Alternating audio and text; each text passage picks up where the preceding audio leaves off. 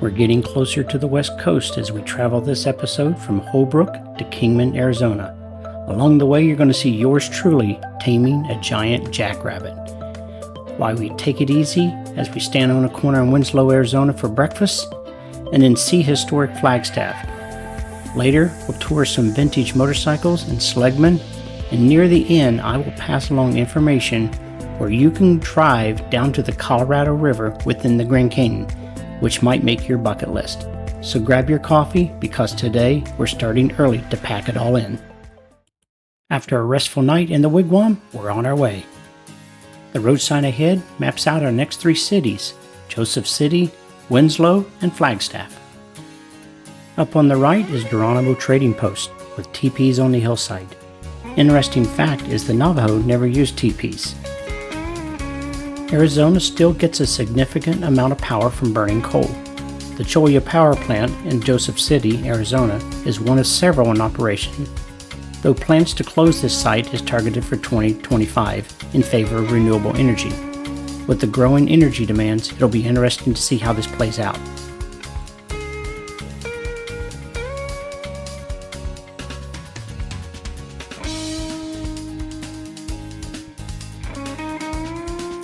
Exiting once more to get back on the original Route 66 and see the Jackrabbit Trading Post.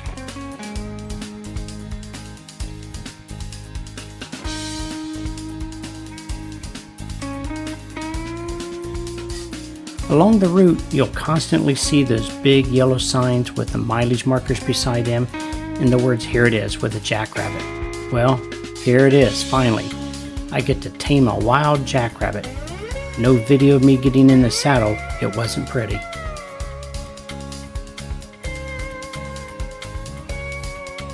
I finally tamed the wild jackrabbit after a ceremony hop to the top.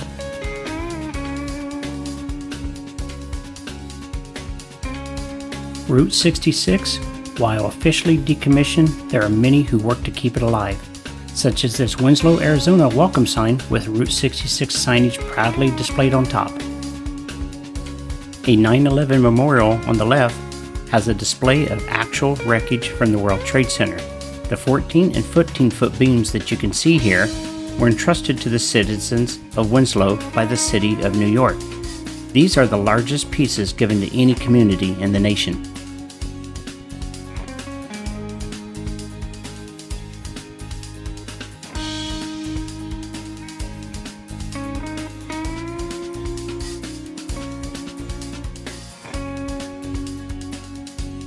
Here's Earl's Route 66 Motor Lodge, built in 1952 as the Marble Motel, still in operation today.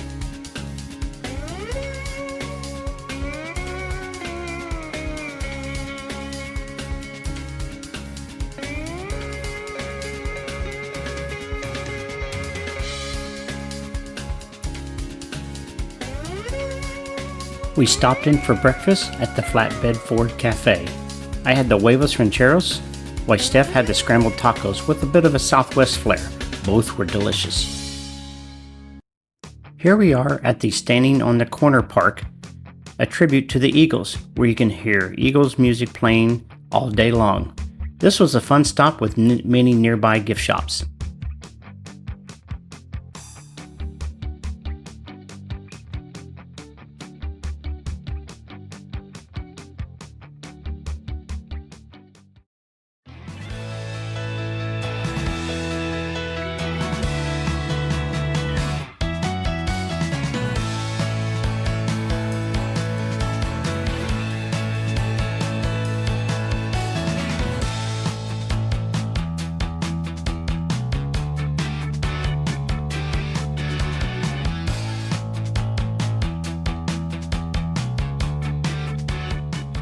Distant are the San Francisco peaks with the highest at 12,633 feet.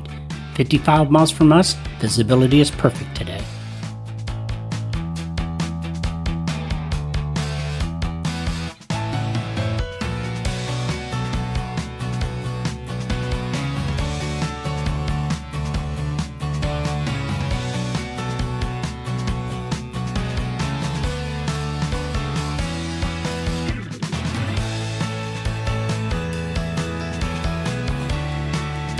15 plus miles to Flagstaff, we can see the detail in the snow-capped mountains.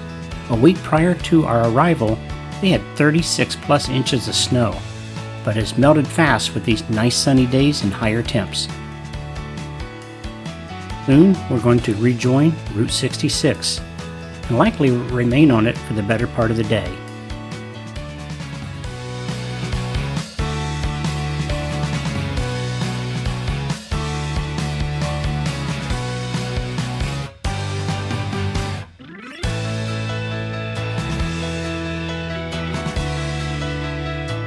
One of my favorite pullovers are just around the bend. Viewpoints like this could make postcards.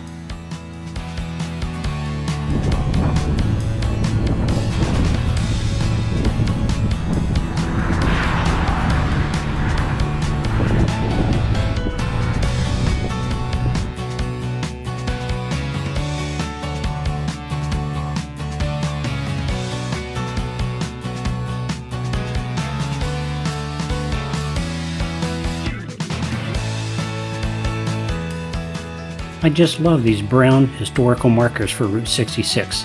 Makes the trip so much more memorable.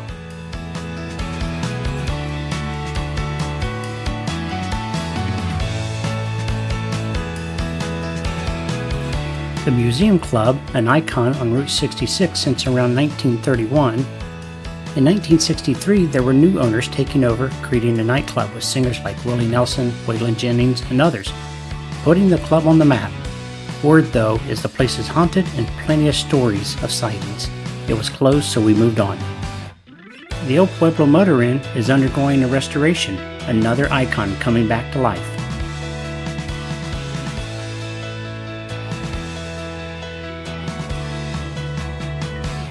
Miss Zips has been a favorite of Route 66 since 1942, an American diner where the favorites are the Zip Burger and homemade pies.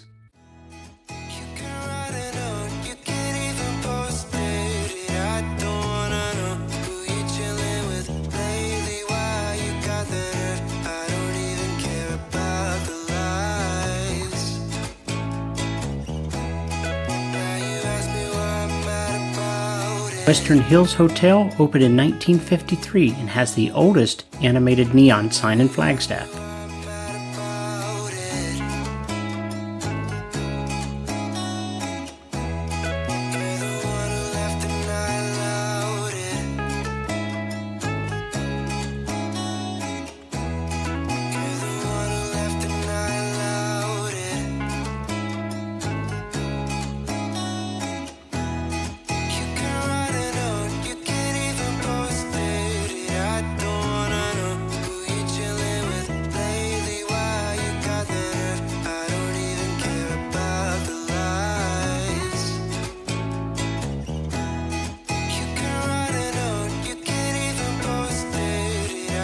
Motel du Beau, established in 1929. This motor hotel, or motels as they were called, even had an indoor toilet. Imagine that.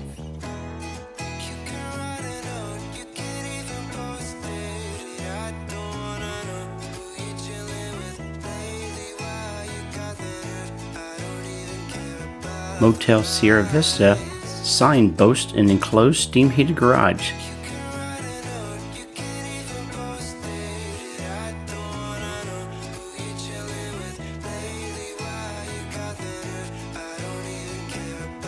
Hotel Monte Vista, 1926, where Zane Grey, a famous author, was one of the original donors during the fundraising. The Flagstaff Visitor Center has an active Amtrak depot, gift shop, and lots of helpful maps.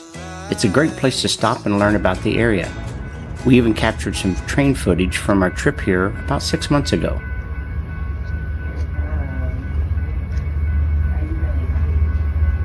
You may have noticed there are no train whistles.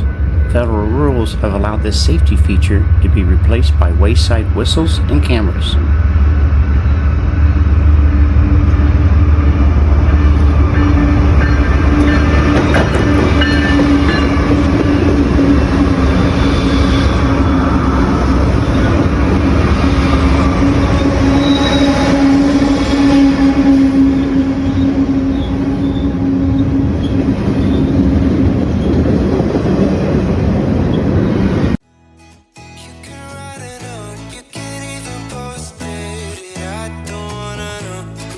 On we go. We have so much more to see before we get to Kingman, Arizona.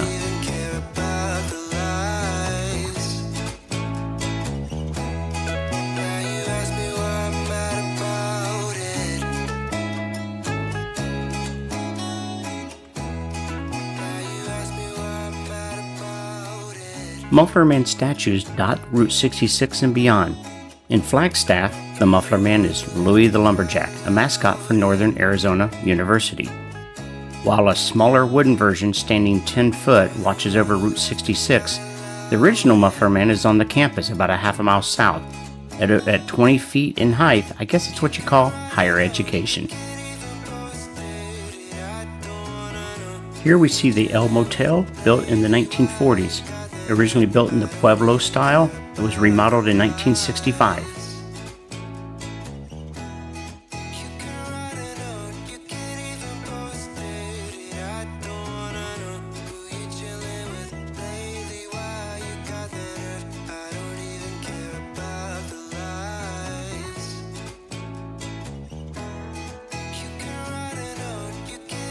Our last point of interest in Flagstaff is a Galaxy Diner that opened in 1952 is in still operation.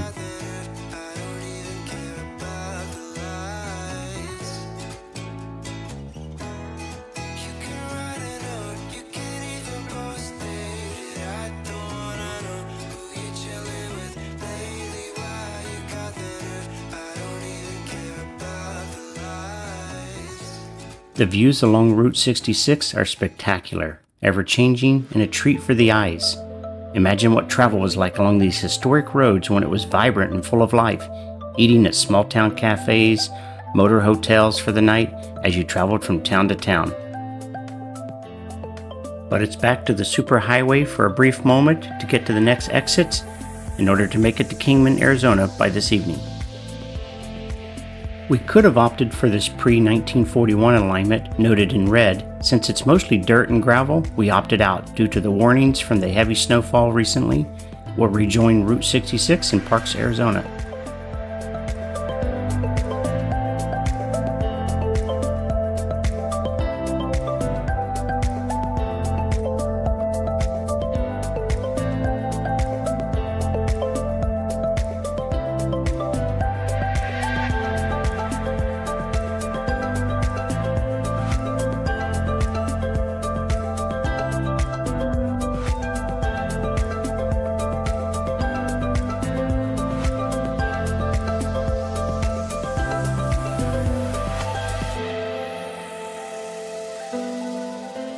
Parks in the Pine opened in 1913 along the National Old Trails Road.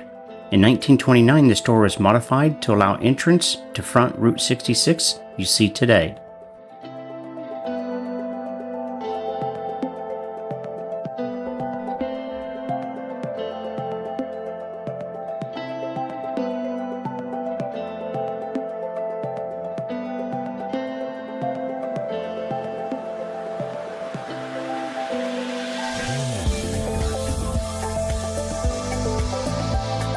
The gateway to the Grand Canyon, Williams, Arizona. We'll stop here for the visitor center and take a look around.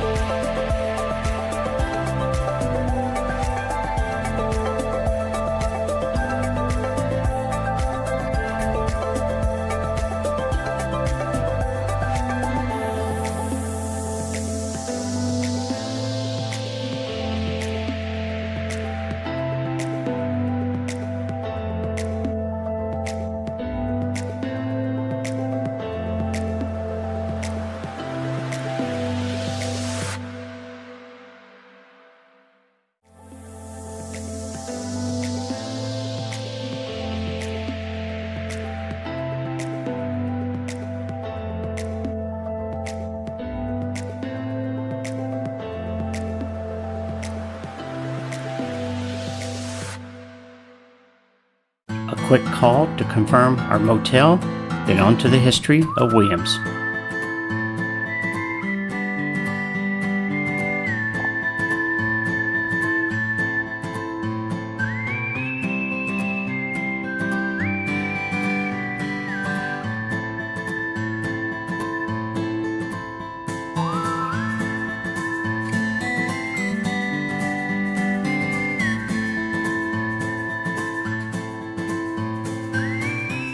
Williams, Arizona, founded in 1881 and named after William Shirley, a famous trapper, trader, scout, and mountain man. Today it's better known as the gateway to the Grand Canyon and for being the home of the famous Bill Williams mountain men. Hey, is that one of the mountain men standing there?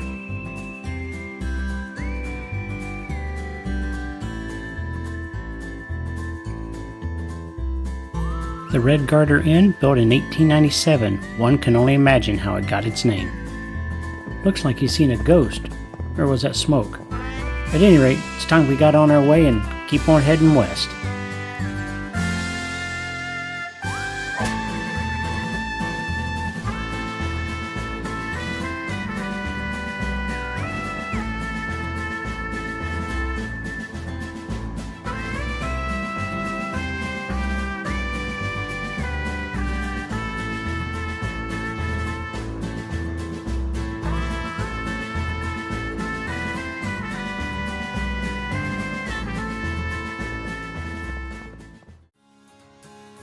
A few miles west of Williams, Arizona, we exit again at Ashfork to pick up 66 and head to Seligman, Arizona. Ashfork, proclaimed the flagstone capital of the world due to a large number of stone quarries and stone yards in and around the town. Route 66 runs right through the center of it. On our way to Seligman, we'll take a look at a few of the hotels that still exist.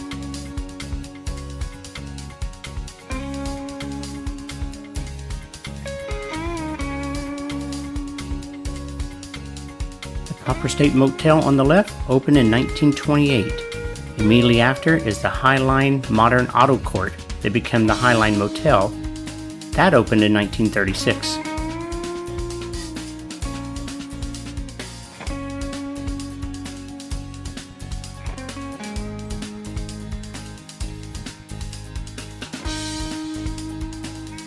Zettler's opened in 1929 as a bakery.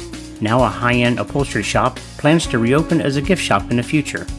DeSoto's Salon Photo Op with a 1960 DeSoto on the roof of a mid-50s Texaco station and owned by, get this, Joe and Eddie DeSoto.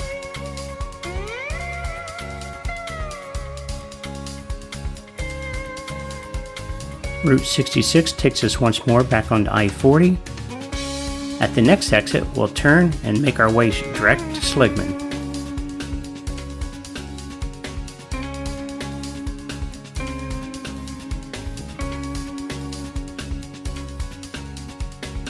We made our Route 66 trip during February-March, so this earlier start guaranteed that we had low crowds.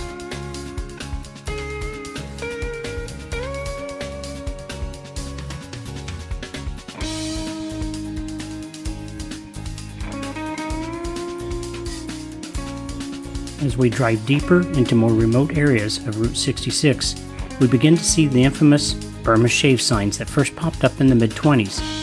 Each with its own catchy statements and phrases. These signs were a marketing technique that seemed to work, for at their peak, Burma Shaving Cream was the second highest selling brushless shaving cream in the US, later to be sold to Philip Morris in 1963.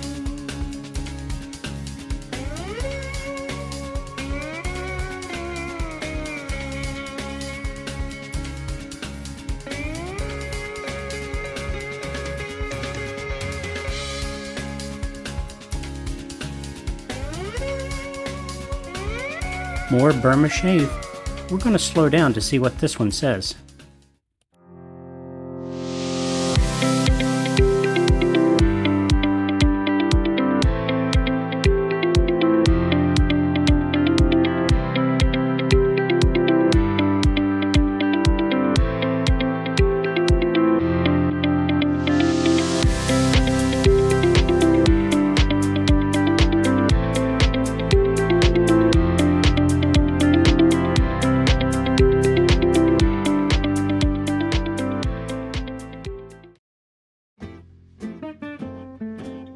Angel Delgadillo, owner of the barbershop, is a Route 66 icon, the main founder of Historic Route 66 Association of Arizona, and still active at age 97. If you get lucky, you might run into him.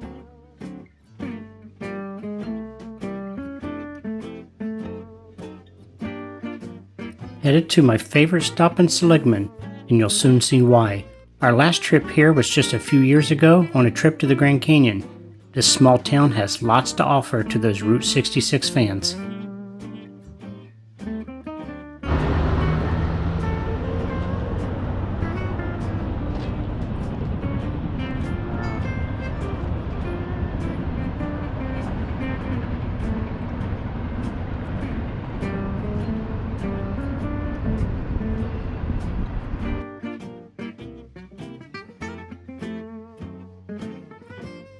Every great shop has a guard dog, and this place is none different. This was a great collection of vintage motorcycles, from Hondas to Harley Davidsons to even a Czech Republic Jawa that I saw in here. Pretty cool.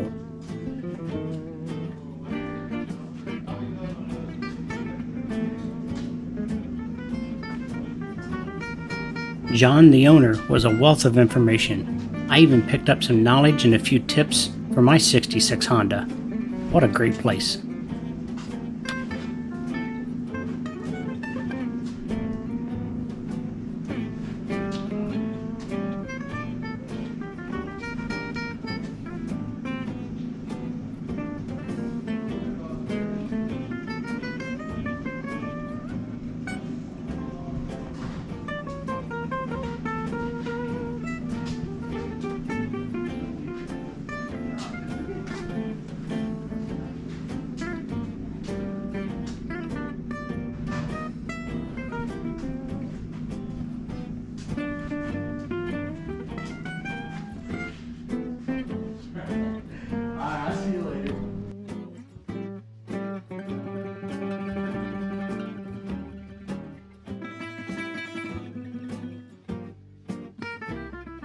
This project had a BMW motorcycle engine.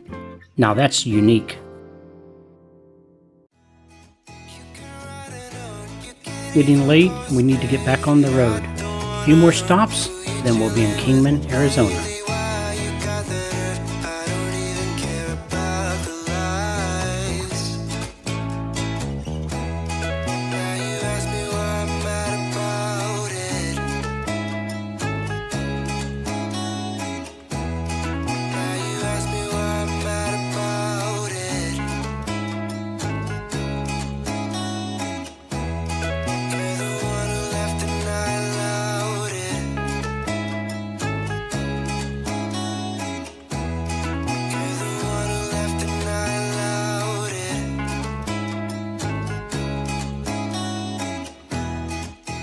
Arriving in Peach Springs, our thoughts to drive Diamond Creek Road, a remote dirt road to the bottom of the Grand Canyon to see the Colorado River, were put aside.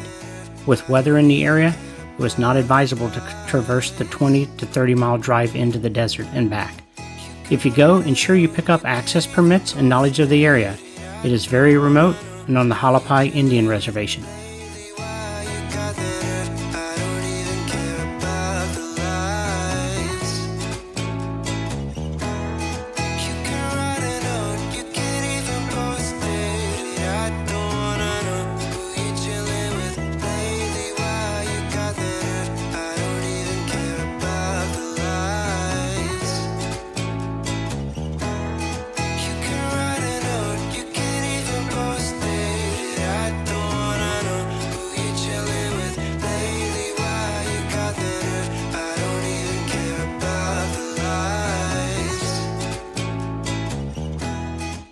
Here's the Hackberry General Store, which dates to the 1937 realignment of Route 66.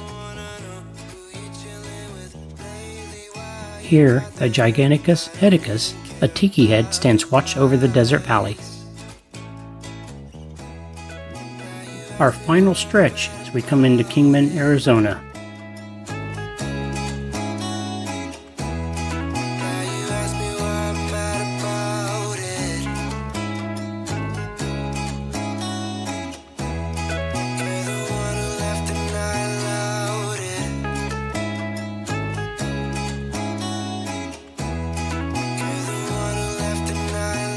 The Den Barn Steakhouse is a throwback to the area's Wild West. Built in the 1930s as a Depression-era project, it was a gas station in the 50s. Tonight for us, it's a steakhouse and we brought our traveler's appetite.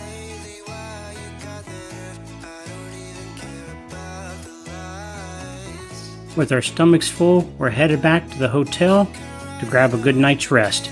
So join us in our final episode of Route 66, where we make our way to Santa Monica, California.